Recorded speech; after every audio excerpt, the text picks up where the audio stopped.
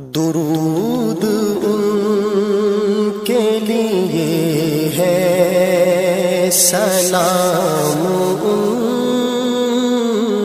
کے لیے۔ اس لیے اللہ کے رسول صلی اللہ علیہ وسلم نے فرمایا تھا، ان اللہ یرفع بهذا الكتاب اقواما ویضع به آخرین۔ قوم و ملت کا عروج و زوال قرآن کے ساتھ ہے۔ اگر اس کی تلاوت، اس کی فہم، اس پہ عمل، اس کے پیغام کو عام کرنے میں دنیا لگ جائے گی، ان جیسی قوم دنیا میں کوئی نہیں ہوگی۔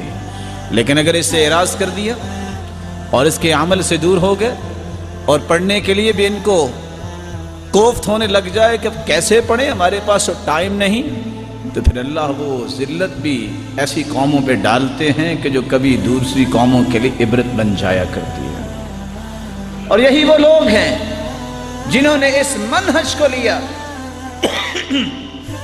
رسول اکرم صلی اللہ علیہ وسلم نے فرمایا، قابل رشک یہ لوگ ہیں۔ لا حسد الا فی اثنتین، رجل آتاہ اللہ القرآن فہو یقوم به آناء اللیل و آناء النہار۔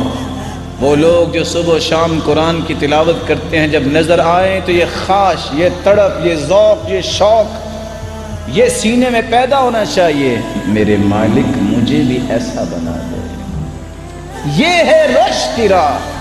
بخاری مسلم کی روایت کیا پیغام دے رہی ہے۔ اور دوسرا وہ شخص جس کے پاس مال ہے، اللہ تعالیٰ نے اس کو دین کے ساتھ مال دیا ہے، وہ دن رات دین کی سربلندی کے لیے خرچ کرتا ہے، اس کو دیکھ کے رشک کرنا چاہیے، میرے مالک اس طرح کا مجھے بھی بنا تاکہ میں بھی تیری راہ میں تیری رضا کے لیے اس طرح خرچ کرتا نظر آؤں۔